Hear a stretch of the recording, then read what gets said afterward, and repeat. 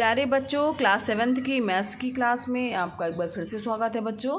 और हम पढ़ रहे थे चैप्टर नंबर 6 रेखीय समीकरण। अभ्यास 6b तक के प्रश्न हम लोग हल कर चुके हैं और अभ्यास 6b में हमने जो समीकरण है उसको वज्र गुणन मेथड से हल करना सीखा। आज हम पढ़ेंगे अभ्यास 6c स्टार्ट करने जा रहे हैं। तो इसके पहले हमें जानना ज़रूरी है बच्चों कि इसमें से हम किस तरीके के प्रश्नों को जो है समीकरण के माध्यम से हल कर सकते हैं, और ये जो है वो हमारे दैनिक जीवन से भी संबंधित हैं और किस तरीके से हम इनका उपयोग जो है दैनिक जीवन में करते हैं, सवालों को हल करते हैं। तो आइए देखते हैं। यहाँ ध्यान दीजिए बच्चों, व्यवहारिक जीवन में हम किस तरीके से जो है प्रश्नों को समीकरण के रूप में बदलते हैं और सरलता से हल करते हैं। तो किस तरीके के प्रश्न जो है हम इसमें हल कर सकते हैं। तो इसमें बच्चों संख्या संबंधी जो है वो प्रश्नों को हल किया जाता है। आयु संबंधी जो प्रश्न है उसको भी जो है हम समीकरण के माध्यम से हल करते हैं। ज्यामिति संबंधी जो प्रश्न है उनको भी हम समीकरण के माध्यम से जो है वो हल कर सकते हैं। समय, दूरी और चाल संबंधी प्रश्नों को हम इनके माध्यम से हल कर सकते हैं और इसके अलावा कुछ अन्य प्रश्नों को भी हम हल कर सकते हैं। समीकरण को हल करने के लिए हम कैसी प्रक्रिया अपनाते हैं, कैसे हम हल करते हैं, तो देखिए इसको हल करने के कुछ चरण बताए गए हैं, उसको ध्यान से समझिए। तो सबसे पहले हम समस्या को सावधानीपूर्वक पढ़ कर के पता लगाते हैं कि क्या ज्ञात करना है तथा क्या ज्ञात है। ध्यान दीजिए, क्या ज्ञात करना है तथा क्या ज्ञात है। ठीक, तो इसके लिए हम समस्या को या प्रश्नों को सावधानीपूर्वक पढ़ते हैं और फिर उससे पता लगाते हैं। अज्ञात राशि को x, y, z या किसी अक्षर संख्या से व्यक्त करते हैं। अब जो हमें ज्ञात करना है यानी अज्ञात राशि हुई ना, जो हमें ज्ञात करना है ज्ञात नहीं है यानी अज्ञात राशि हुई, तो अज्ञात राशि को हम मान लेते हैं x, y, z। ठीक है, इनमें से कोई भी कुछ भी मान ले सकते हैं। जनरली हम x मान के चलते हैं तो उसको संख्या से व्यक्त करते हैं। फिर यथासंभव प्रश्न में दिए गए प्रत्येक शाब्दिक कथन को गणितीय कथन का रूप दे देते हैं। जो हमारे पास प्रश्न में दिया है कि इसमें इतना जोड़ दिया अंश, और जैसे अब इसके पहले की वीडियो क्लासेस में हमने अंश और हर वाला जो है प्रश्न हल किया था, तो उसके लिए जो है 5 साल बाद जो है या अंकों में जो है अंश में और हर में जो है वो क्या कहते हैं 5 जोड़ने पर जो है वो संख्या ये हो प्राप्त हो जाती है। इस टाइप के प्रश्न थे। तो यानी शब्दों जो शाब्दिक कथन दिया हुआ है उसको हम गणितीय कथन के रूप में उसको व्यक्त कर देते हैं। फिर इसके बाद क्या करते हैं बच्चों, हम उन राशियों को खोजते हैं जो आपस में समान हो और फिर राशियों मतलब एक जैसी राशियाँ यानी यक्स वाले पद यक्स के साथ में जाएंगे और फिर राशियों के स्थान पर उपयुक्त व्यंजक लिखकर समीकरण बनाते हैं। यानी जो है जो समान है आपस में यक्स वाले पद एक तरफ लिख लेते हैं, वो जोड़ घटा लेते हैं, और दूसरी तरफ जो है जो एक्स वाले पद नहीं है संख्यात्मक पद हैं उनको आपस में जोड़ घटा देते हैं और जो है वो हमारा व्यंजक बन जाता है। तत्पश्चात समीकरण को अज्ञात राशि के लिए हल करते हैं। फिर उसके बाद हम उससे अज्ञात राशि का मान ज्ञात कर लेते हैं। समीकरण बराबर का निशान आ जाता है, इसके बाद अज्ञात राशि हमारी है वो हम ज्ञात कर सकते हैं और अंत में उत्तर की जांच करते हैं कि प्राप्त हल दिए हुए प्रतिबंधों को संतुष्ट करता है अथवा नहीं। तो सबसे पहले हम समस्या जो दी हुई है उसको समीकरण के रूप में व्यक्त करेंगे, तभी तो हम समीकरण को हल कर पाएंगे ना। जब समीकरण हल कर लेंगे तो हमारी समस्या हल हो जाएगी, उसका आंसर ज्ञात हो जाएगा ना।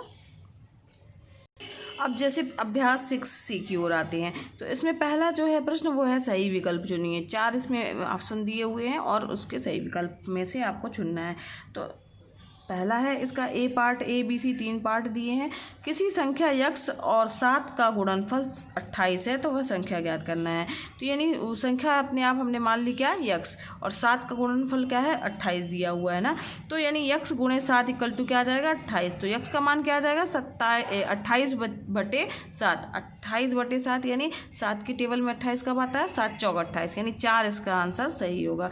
तो उत्तर 4 कौन सा होगा, ये वाला होगा। 4 समझ में आया बच्चों आप लोगों को किस तरीके से किया गया। यक्स गुणे 7 इक्वल टू 28 करके हमारा समीकरण बनेगा यक्स, ठीक है, इंटू 7 इक्वल टू आ जाएगा 28। तो यक्स इक्वल टू क्या आ जाएगा 28 बटे, ये गुणे में है दूसरी तरफ जाएगा तो 7 बटे में आ जाएगा, 7 चौक 28, 4 आ जाएगा इसका आंसर। इसी तरीके से बच्चों इसका सेकंड पार्ट और थर्ड पार्ट भी इसी तरीके से है ना। तो थर्ड वाला देख लेते हैं। ये जो आप जो है साथ आता है भागफल के लिए दिया गया है, ये आपका होमवर्क है, इसे आप कीजिएगा। सी जो है, यदि एक विषम संख्या 2x + 1 है तो दूसरी क्रमागत विषम संख्या होगी। तो क्रमागत विषम संख्याओं में 2 का अंतर होता है। तो यदि हमारे पास संख्या क्या है 2x + 1 है, तो जो क्रमागत विषम संख्या होगी ना, तो उसमें किसका जैसे 1, 3, 5, 7 लेते हैं तो सब में किसका किसका अंतर आ रहा है, 2 2 अंकों का अंतर आ रहा है ना। तो अगर विषम संख्या है तो 2 का अंतर आ रहा है। तो हमारी संख्या क्या है, 2x + 1 है। अब इसमें भी 2 का अंतर आ गया, नहीं अब इसमें हम नेक्स्ट चाहिए क्रमागत चाहिए तो 2 जोड़ देंगे तो क्या आ जाएगा 2x + 3। तो इसका ऑप्शन कौन सा सही होगा बच्चों, ये तीसरा, ये सेकंड नंबर वाला 2x + 3। समझ में आया किस तरीके से आया इसका आंसर, ठीक है। तो ये आपका सी विकल्प सही होगा। इसको चूंकि विकल्प चुनना है तो आप इसको आपको बिना रफ किए जो है वर्क किए आप इसको हल नहीं कर सकते हैं, तो इसको आप हल करके निकाल लीजिएगा, ठीक। अब इसके बाद दूसरे प्रश्न की ओर बढ़ते हैं। दूसरा प्रश्न है, कुछ गणितीय कथनों को रेखीय समीकरण के रूप में व्यक्त किया गया है, सही समीकरणों को छांटिए, ठीक है। तो समीकरण सही उसको जो व्यक्त किया गया है, कथन जो दिए हुए हैं उनको समीकरण के रूप में व्यक्त किया गया, सही उसका समीकरण बनाया गया है कि नहीं, ये आपको छांटना है। यहाँ ध्यान दीजिए बच्चों, इसका पहला पार्ट है, किसी धनात्मक संख्या के 2/3 और 1/3 में अंतर 7 है। तो यहाँ पर 2/3 और 1/3 में अंतर दिया गया, यानी पहले हमें 2/3 वाला भाग लिखना चाहिए था और उसमें से घटाना चाहिए था 1/3 वाला भाग ना। तो इसके बाद जो है वो अगर इसमें अपोजिट लिखा गया है, बल्कि 1/3 वाला भाग पहले लिखा गया है, 2/3 वाला भाग बाद में लिखा गया है, यानी ये जो दिया गया समीकरण है वो सही नहीं है, ठीक है। तो ये क्या हो जाएगा, सही समीकरण नहीं है, तो ये हमारा समीकरण क्या है, गलत है ना। तो समीकरण लिख दीजिएगा, समीकरण गलत है, पहला वाला जो है वो क्या है, गलत समीकरण है। फिर नेक्स्ट है बच्चों कि किन्हीं 2 क्रमागत संख्याओं का योग 27 है। तो यहाँ पर दिया है क्रमागत संख्याओं का योग। क्रमागत संख्याएं कौन सी होती हैं, कब प्राप्त होती हैं, जब उस संख्या में 1 को जोड़ दिया जाता है। तो मान लीजिए कोई हमारी संख्या हमने मान ली x है, तो उसकी क्रमागत संख्या क्या होगी, x + 1 ही होगी। तो x यानी पहली संख्या, उसकी दूसरी संख्या x + 1 को जोड़ दिया गया है और योगफल 27 है। तो ये समीकरण हमारा एकदम सही लिखा हुआ है, तो ये हमारा क्या हो जाएगा, सही समीकरण है, सत्य का समीकरण, आप इसको लिख दीजिएगा, ठीक। इसी तरीके से जो है इसका सी पार्ट है और डी पार्ट है, ठीक। तो ये दोनों जो है वो आपको कंप्लीट करना है, देखना है सही है कि गलत है, जो प्रश्न जो कथन कहा गया है वो सही कथन है कि नहीं है। तो देख लेते हैं। अच्छा, किसी संख्या के दुगने में 8 जोड़ने पर योगफल 50 है। दुगने यानी संख्या मान लीजिए y है, उसका दुगना क्या होगा, 2y हो गया, और उसमें 8 जोड़ दिया गया। तो प्रश्न के अनुसार तो ये कथन हमारा यहाँ तक सही है, और योगफल कितना है, 50। तो इनको जोड़ने पर 50 आ रहा है, ये भी बिल्कुल एकदम सही हमारा दिया गया है, अभिव्यक्त किया गया है समीकरण के रूप में। तो ये क्या लिखेंगे, इसको समीकरण सही है। इसी के बाद जो है डी जो है, किसी संख्या के 2/3 में 17 जोड़ने पर योगफल 19 प्राप्त होता है। तो 2/3 यानी मान लीजिए हमने संख्या मान ली x, तो उसका 2/3 क्या होगा बच्चों, 2/3x, ठीक। 17 जोड़ने पर तो उसमें 17 जोड़ दिया है, योगफल दिया है कितना आ रहा है, 19। तो ये भी हमारा एकदम सही दिया हुआ है, जो कथन कह रहा है बिल्कुल उसी तरीके से हमारा रेखीय समीकरण दिया गया है। समझ में आ रहा बच्चों। तो अब इसके बाद जो है बढ़ते हैं नेक्स्ट प्रश्न की ओर। नेक्स्ट प्रश्न है बच्चों, एक संख्या का 1/2 उस संख्या के 1/4 से 15 अधिक है, संख्या ज्ञात कीजिए। तो आइए देखते हैं इस प्रश्न को कैसे हल करेंगे। तो सबसे पहले मान लीजिए कि माना संख्या क्या है, x है, ठीक है। अब प्रश्न क्या कह रहा है हमारा, प्रश्नानुसार लिख दीजिए। आगे प्रश्न पढ़िए तो प्रश्नानुसार इसका समझ में आएगा आपको। एक संख्या का 1/2, संख्या हमने क्या मान ली है, x मान ली है, तो उसका 1/2 यानी आधा हो जाएगा ना, 1/2 यानी ये संख्या x है, उसका 1/2 यानी 1/2x, ठीक है। उसी संख्या के 1/4 से 15 अधिक है। 1/4 उसका क्या हो जाएगा, ये संख्या हो गई, और 1/4 तो संख्या का 1/4 क्या हो जाएगा, 1/4 हो जाएगा, ठीक है।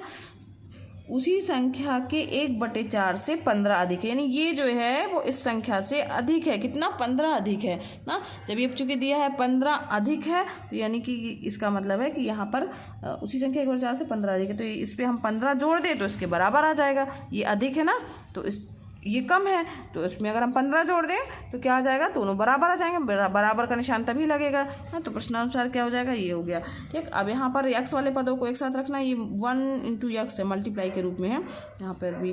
तो यहाँ पर क्या हो जाएगा, जब एक जैसे रखना है तो इसका मतलब है कि 1/2 - x/4 = 15, ठीक। अब यहाँ पर इसको आगे हल करिए, लघुत्तम आ जाएगा आपका 4, 2 से दिया तो 2x - x = 15 आ जाएगा।